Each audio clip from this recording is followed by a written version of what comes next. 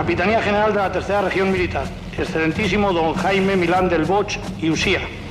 Es mi deber garantizar el orden en la región militar de mi mando hasta que se reciban las correspondientes instrucciones de Su Majestad el Rey. Oye, la corazada está ocupando televisión. La corazada está ocupando televisión. Di que lo digo yo con toda seguridad.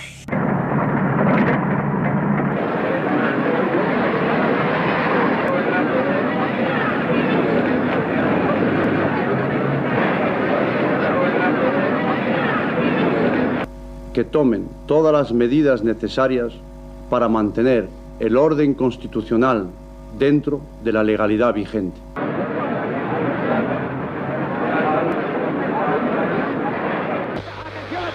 Atención desde la unidad móvil número 2, efectivamente los primeros diputados se acercan a la primera fila de don Carlos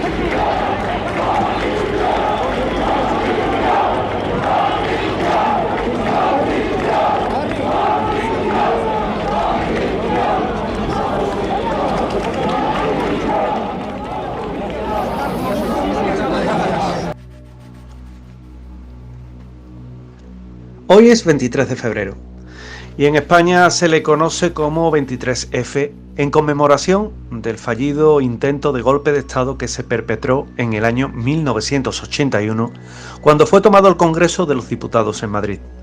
Noche de transistores y noche de nervios para una España que no hacía tanto tiempo que había dejado atrás una atroz dictadura. En aquella fecha histórica, un grupo de guardias civiles entraron en el Congreso al mando del teniente coronel Antonio Tejero. Todos recordarán aquellos gritos de ¡quieto todo el mundo! Y una ráfaga de disparos que hacía prever lo peor. El golpe de Estado se produjo en nuestro país en un momento determinante, pues se realizaba la votación de investidura del candidato Leopoldo Calvo Sotelo a la presidencia del gobierno, siendo en ese momento vicepresidente segundo del Ejecutivo y diputado de la desaparecida Unión de Centro Democrático, UCD. El presidente de la transición española, Adolfo Suárez, había dimitido y se consideraba que había una debilidad manifiesta a nivel democrático en ese instante en el que algunos quisieron aprovechar el momento para instaurar un nuevo orden. Antonio Tejero entró en el Congreso al grito de ¡quieto todo el mundo! Y mandó a los diputados a que se tiraran al suelo. Eran las 6:23 de la tarde y paralelamente en Valencia había un despliegue militar de casi 2.000 soldados y 50 carros de combate que fue ordenado de tal forma salir a la calle por el teniente general Jaime Milán del Bosch, capitán general de la Tercera Región Militar, quien declaró el estado de excepción. En la madrugada del 24F, el rey Juan Carlos compareció ante las cámaras con el traje de capitán general de los ejércitos y dirigió un mensaje a la nación en el que se posicionaba contra los golpistas y defendía a la Constitución española. En ese momento el golpe de Estado se podía decir que había fracasado y comenzaban las estrategias. Milán del Bosch mandó regresar a las tropas a los cuarteles y los golpistas del Congreso depusieron las armas abandonando el edificio. Las consecuencias fueron varias. Tras el 23F se arrestaron a 33 militares, excepto Juan García Carrés, que era dirigente del sindicato Vertical durante la dictadura de Francisco Franco y que estuvo también implicado en el golpe de Estado, por lo que fue condenado a 2 años de prisión en concepto de autor de un delito de conspiración para la rebelión militar. Todos los acusados cometieron un delito de rebelión militar en concepto de autoría, según el Código de Justicia Militar, con penas de prisión que podían llegar hasta los 30 años. En 1982 comenzó el juicio contra los golpistas, siendo el Consejo Supremo de Justicia Militar el encargado de juzgarlos. De los cabecillas se condenó a 30 años de prisión por delito de rebelión militar a Antonio Tejero y a Jaime Milán del Bosch.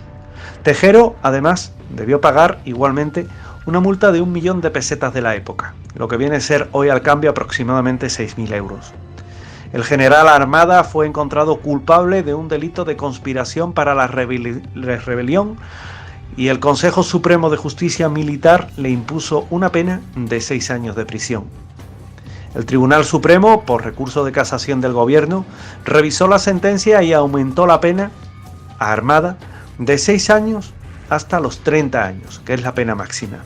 Además, elevó a 12 años la impuesta al comandante Pardo Zancada y al general Torres Rojas. El mismo tribunal aumentó la pena de 10 años a los coroneles Ibáñez Inglés y a San Martín, y de esa forma aumentó la pena a 22 de los acusados y absolvió a 3 de ellos.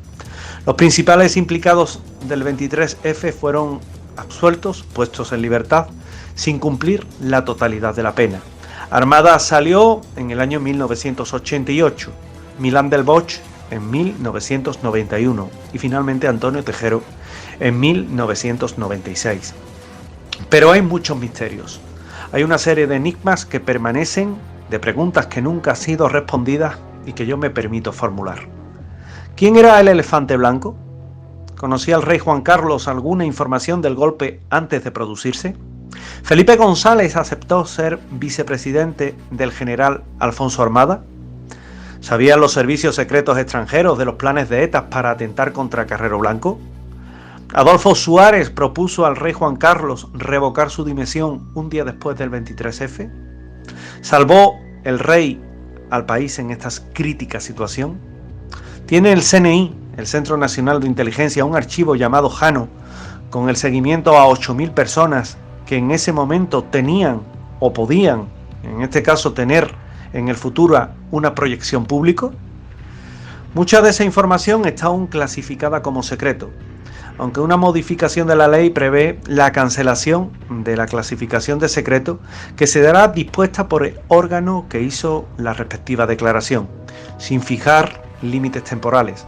Esa clasificación de secreto o alto secreto será regida por la calificación a que se refiere el artículo anterior, correspondiente exclusivamente, según nos dice la ley, en la esfera de su competencia, al Consejo de Ministros y a la Junta de Jefes de Estado Mayor, según se puede leer textualmente. Lo clasificado como secreto oficial, por tanto, queda así. La Ley de Patrimonio Histórico establece: los documentos que contengan datos personales de carácter policial, procesal, clínico o de cualquier otra índole que puedan afectar a la seguridad de las personas, a su honor, a la intimidad de su vida privada y familiar y a su propia imagen, no podrán ser públicamente consultados sin que medie consentimiento expreso de los afectados o hasta que haya transcurrido un plazo de 25 años desde su muerte, si su fecha es conocida, o, en otro caso, de 50 años a partir de la fecha de los documentos. El rey Juan Carlos y el golpe de Estado tienen una relación, en opinión de la periodista Pilar Urbano, que afirma en La Gran Desmemoria que el rey Juan Carlos creía que podía hacer lo que quería, los mimaba, los comprendía, pero con eso se alentaba un estado de run run de golpe. Felipe González iba de vicepresidente de Armada. También estaban 5 de los 7 ponentes constitucionales, incluido Jordi Solé Turá, entonces en el PSE, escribe Pilar Urbano, quien también en esa obra afirma que las semanas antes del 23F hubo enfrentamientos entre Adolfo Suárez y el rey Juan Carlos, lo que precipitó la dimisión del presidente de la transición el 29 de enero de 1981. La periodista indica que el rey le dijo a Suárez: tú estás aquí porque te ha puesto el pueblo con no sé cuántos millones de votos. Yo estoy aquí porque me ha puesto la historia, con 700 y pico de años. Soy sucesor de Franco, sí, pero no soy heredero de 17 reyes, sino de más y de mi propia familia. Discutimos si OTAN sí u OTAN no, si Israel o si Arafat, si Armada es bueno o es peligroso. Y como no veo que tú vayas a dar tu brazo a torcer, la cosa está bastante clara. Uno de los dos sobra en este país. Uno de los dos está de más.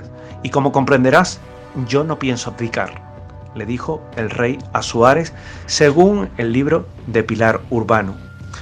Según la misma periodista, para Suárez estaba clarísimo ya en ese momento que la operación Armada nace en Zarzuela y que el arma es el rey, que don Juan Carlos es el muñidor para que Armada sea presidente de un gobierno de concentración, incluso que el mismo rey conocía el gobierno que el golpista tenía preparado, un gobierno en el que, entre otros, Felipe González iba de vicepresidente. En la línea de preguntas sin respuesta de aquellos días, escribe la periodista: hay cosas llamativas, raras, anómalas. que los hijos del rey no vayan ese día al colegio, como tampoco fueron al colegio los hijos de los americanos de Torrejón, que le dijeran al médico de Zarzuela que ese día estuvieran en palacio desde por la mañana, que cierta vedette, Bárbara Rey, léase, declarara: vaya usted a saber si es cierto, o que el rey la llamó diciéndole: oye, el lunes 23 procura no ir a recoger al colegio a los niños porque puede pasar algo. Y otras curiosas coincidencias. Igual que no se entiende lo de Osorio diciéndole a Fraga en el Congreso en pleno golpe: Manolo, baja y dile a Tejero que llame Armada. ¿Por qué quiere llamar Osorio Armada? ¿Qué sabe él? O también que de los 7 padres de la Constitución, 5 conocieran en qué consistía la operación Armada y que durante los acontecimientos del 23F en el Congreso estuvieran relativamente tranquilos en sus escaños, leyendo o prestando sus abrigos a los rehenes de oro. Igualmente, leían tranquilamente Gregorio Pérez Barba, Miguel Herrero, Gaby Cisnero, Jordi Soler, Turá y Fraga, padres constituyentes. También estaban en la lista de gobierno de Armada ellos antes mencionados. El rey, en cualquier caso, la actuación de Tejero le resultó antiestética, irreflexiva, repugnante, porque no estaba conforme con los tiros que se produjeron y no era presentable. Lógicamente, ella, Pilar Urbano, pensaba que el rey no estaba en el 23F. Otra cosa es que Armada sí que había y que sabía y que hablaba con el rey, aunque luego en los juicios se quiso borrar la interlocución del rey aquella noche. No aparecen las actas, como si tampoco hubiera pasado por allí, como si se le hubiera dado con Típex. En lugar del rey aparece Sabino, decía la propia Pilar Urbano. Según la periodista, el golpe sale de Zarzuela y sigue en Zarzuela desde el julio del 80 hasta la segunda semana de febrero de 1981, que se dejó que fuera el golpe del 23F. El rey también decía en la primera edición, la biografía autorizada escrita por José Luis de Villalonga, que la francesa, que él llamó con Armada varias veces aquella noche, y que de alguna forma la primera edición francesa viene a recogerlo. En fin, hay un momento en el que Sabino me dice, esto en boca de la propia Pilar Urbano, que en el supuesto de que tomado el Congreso, Armada hubiera conseguido proponer su gobierno de concentración y que hubiese sido necesaria la presencia de una autoridad superior al nuevo presidente del gobierno y que ratificara moralmente su elección en ese caso, el elefante blanco solo podía ser el rey, con lo cual uno de los grandes misterios está desvelado. Y es cierto que el rey dio su venia al cambio de dictadura a la democracia, reconoce Urbano. Él tenía todos los poderes heredados de Franco y no había constitución que le constriñese. Podía haber dicho que no. Ahora bien, en importantes momentos, más que monitorizar o motorizar, metió el freno. Sobre esto, el medallero no siempre está meditado ni meritado, sino que rechina escuchar y leer el tópico que el rey nos salvó del golpe. El rey nos salvó in extremis, dice la periodista, de un golpe que él mismo había puesto en marcha, no queriendo que fuera un golpe, sino queriendo que fuera una solución fraguada en el Parlamento. Pero Suárez le advertía: esto es un golpe, finaliza la propia Pilar Urbano. Sea como fuere, algunas de aquellas preguntas que formulaba al principio quedan respondidas.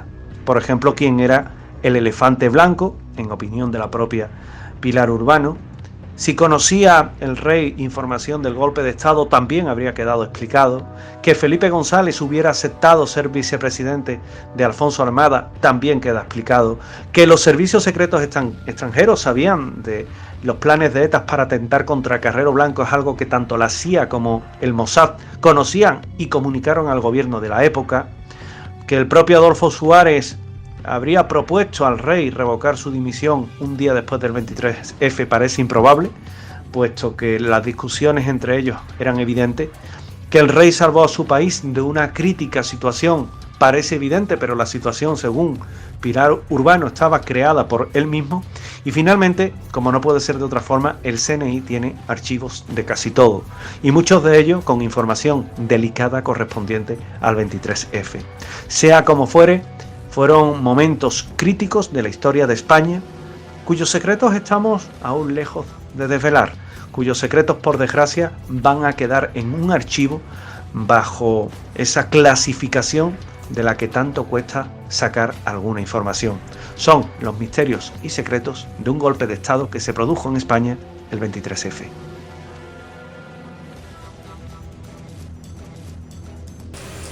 Y a continuación es la periodista Victoria Aprego, de Televisión Española, la que comenta cómo vivió el golpe de Estado desde los archivos precisamente de la televisión pública española.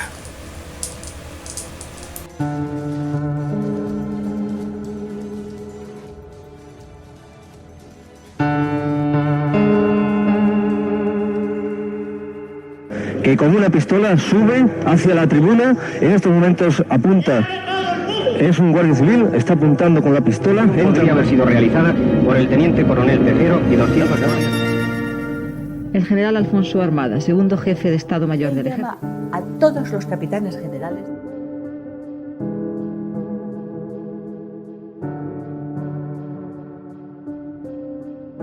Cuando el golpe de Estado se produce en España, el 23 de febrero del año 81, hacía ya unos pocos de años que los altos mandos militares, que eran todos franquistas y que habían hecho la guerra con Franco, estaban crecientemente descontentos.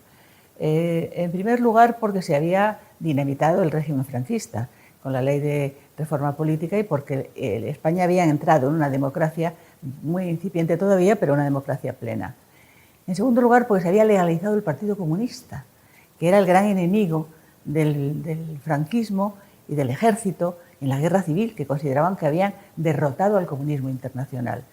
Y en tercer lugar, por las autonomías, que les parecía que iban a romper España. Y en cuarto lugar, y definitivamente, por el terrorismo de ETA. ETA asesinaba en aquel año, para que se hagan una idea, asesinó en el año 80, vísperas del golpe de Estado, a 124 personas, que se dice pronto. De ellas, muchos guardias civiles y muchos militares. Porque la intención de ETA, yo pienso y pensamos casi todos, que era forzar al ejército a dar un golpe de Estado, efectivamente. De manera que la situación era esa en el año 80, antes del golpe de Estado. Además de eso, el partido del gobierno, la UCD, estaba totalmente desencuadernado, desguazado. Los diputados no obedecían las órdenes de sus dirigentes.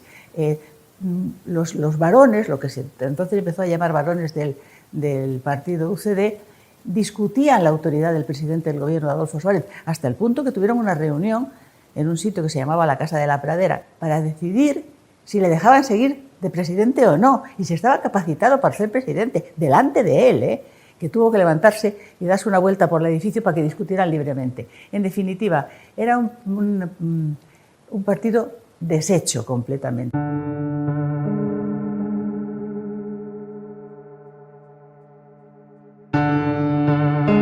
De las 4:30, la cadena SER transmitirá en directo el debate de investidura del candidato a presidente, Leopoldo Calvo Sotelo, aceptado por el rey tras la dimisión de Adolfo Suárez. También Radio Nacional retransmite en directo la sesión. No así Televisión Española, que solo tiene previsto emitir avances informativos. Los ciudadanos interesados seguirán pues la jornada parlamentaria a través de la radio.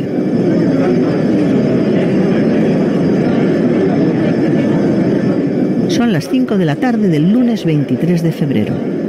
La sesión está a punto de empezar. La normalidad preside las sesiones y la vida ciudadana. El clima era muy malo, pero la población no tenía la más mínima noción de que se fuera a producir un golpe de Estado. O sea, no había inquietud en la población. Sí había informaciones que hubieran debido levantar una cierta alarma, pero no lo hicieron. Informaciones que hablaban de reuniones de altos mandos militares, insisto, siempre altos mandos militares franquistas que habían hecho la guerra con Franco,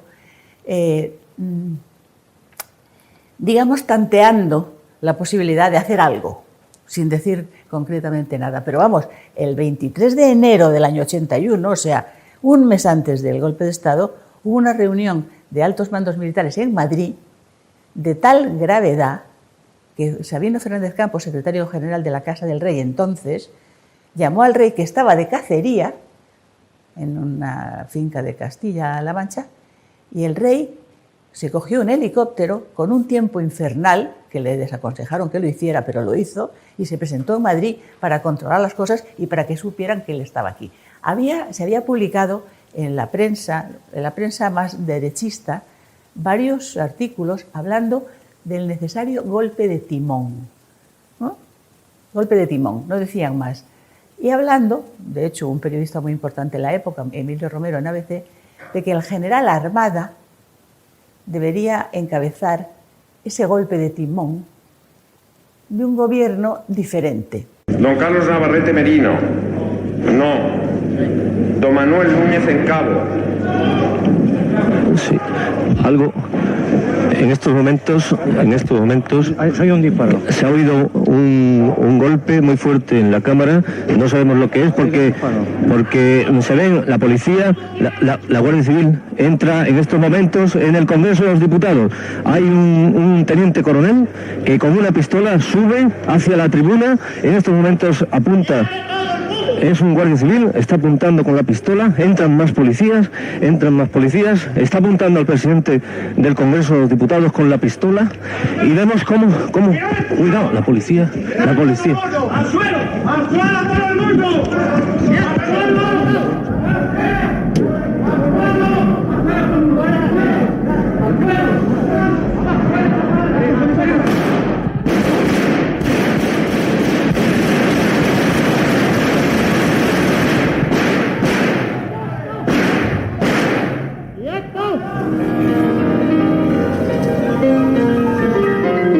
Pasados varios minutos, los diputados secuestrados reciben de boca de uno de los asaltantes una inquietante información. Buenas tardes. No va a ocurrir nada, pero vamos a esperar un momento a que venga la autoridad militar competente para disponer lo que tenga que ser y lo que él mismo diga a todos nosotros. O sea, estén tranquilos. No sé si esto será cuestión de un cuarto de hora, 20 minutos, media hora. Me imagino que no más tiempo. Y la autoridad que hay competente, militar por supuesto, será la que determine qué es lo que va a ocurrir. El rey llama a todos los capitanes generales de todas las regiones militares, cuando está el golpe en su pleno apogeo, para decirles que está con la Constitución y contra el golpe. Pero los capitanes generales, previa a esto, le dicen a las órdenes de vuestra majestad para lo que vuestra majestad ordene. Es decir, que si les ordena salir, lo que se llama sacar los tanques a la calle, ellos salen. La acorazada de Brunete llegó a salir de sus acuartelamientos con dirección al Congreso. Pero Quintana Lacazzi y el jefe de la división acorazada, que era el general, en ese momento el general Juste, consiguieron que la acorazada de Brunete se volviera a los cuarteles. Por lo tanto, aquí se fracasaba el golpe. Esto es lo que pasa. El rey termina de mandar el mensaje por la televisión muy tarde, porque Televisión Española, donde yo estaba trabajando y viendo el golpe por unas ventanitas que habían dejado abiertas en el Congreso de los Diputados, estaba tomada por el ejército. Ante la situación creada por los sucesos desarrollados en el Palacio del Congreso y para evitar cualquier posible confusión, confirmo que he ordenado a las autoridades civiles y a la Junta de Jefes de Estado Mayor que tomen todas las medidas necesarias para mantener el orden constitucional dentro de la legalidad vigente. Desde el momento en que el rey se pronuncia públicamente y dice que de ninguna manera está dispuesto a tolerar este tipo de acciones, Milans del Bosch recula, recoge, después de resistirse bastante, y Tejero, y aquí viene el general Armada, que tiene un elemento importante, se da cuenta de que ha fracasado. Pero el general Armada, previo a eso, le propone un gobierno de salvación nacional con todos los líderes de todos los partidos políticos que estaban en el Congreso, pero presidida por él.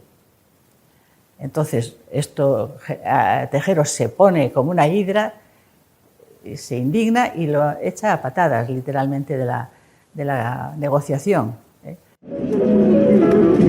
A las 10 de la mañana, Tejero deja en libertad a las 12 mujeres diputadas que quedaban en el interior del Congreso.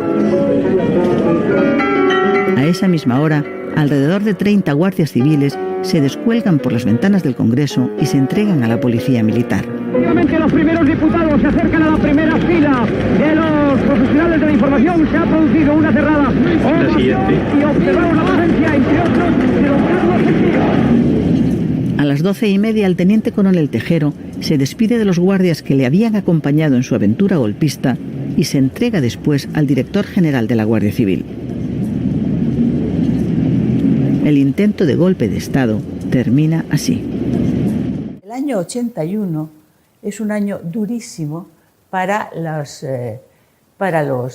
ciudadanos españoles, que se quedan atemorizados, permanentemente atemorizados, y con la conciencia de que en cualquier momento se puede producir un golpe de Estado.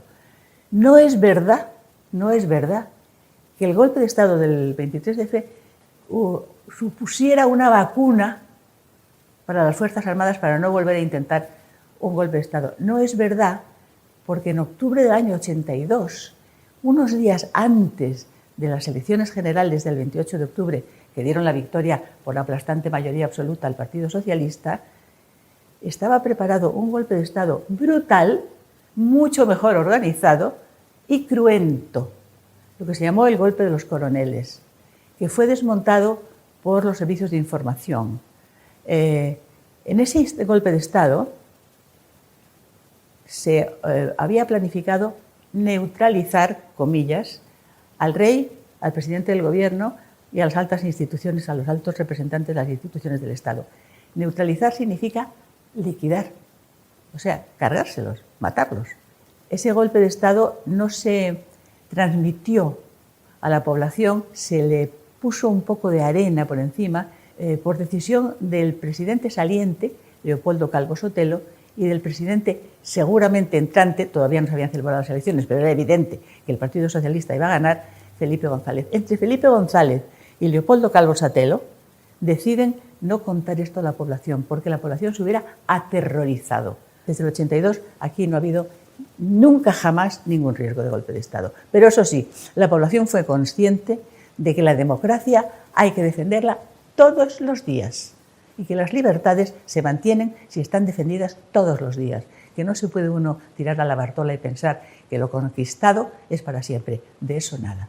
No existe ninguna posibilidad, ninguna, de que las Fuerzas Armadas españolas en este instante hagan ningún movimiento, ni remoto, ni directo, ni indirecto, contra la Constitución. Las Fuerzas Armadas españolas son absolutamente constitucionalistas, respetuosas de la Constitución, defensoras de la Constitución, y todas las fantasías que se han manejado últimamente a propósito de la carta que unos cuantos mandos militares retirados han enviado al rey no tienen ningún fundamento. En España no tenemos ningún riesgo, digo ninguno absolutamente, de que las Fuerzas Armadas, no digo estén pensando ni siquiera en algo parecido. Otros riesgos sí tenemos de golpe de Estado, pero ya de tipo político y dentro de las instituciones del Estado. Pero desde luego, desde el punto de vista de las Fuerzas Armadas, olvídense ustedes, estamos perfectamente protegidos por unas Fuerzas Armadas netamente constitucionalistas y netamente defensoras de nuestras libertades.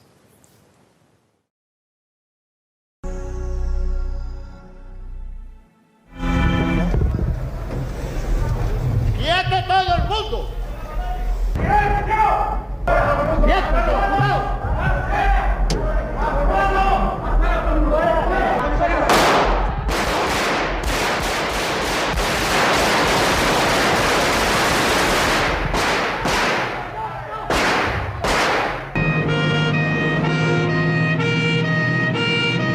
Capitanía General de la Tercera Región Militar, excelentísimo don Jaime Milán del Bosch y Usía. Es mi deber garantizar el orden en la región militar de mi mando hasta que se reciban las correspondientes instrucciones de Su Majestad el Rey. Oye, la corazada está ocupando televisión. La corazada está ocupando televisión. Di que lo digo yo con toda seguridad.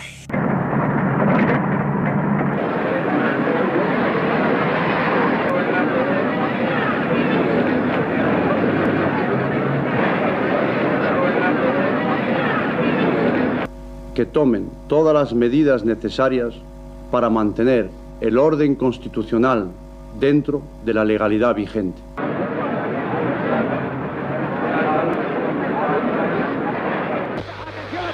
Atención desde la unidad móvil número 2, efectivamente los primeros diputados se acercan a la primera fila de don Carlos Sentido.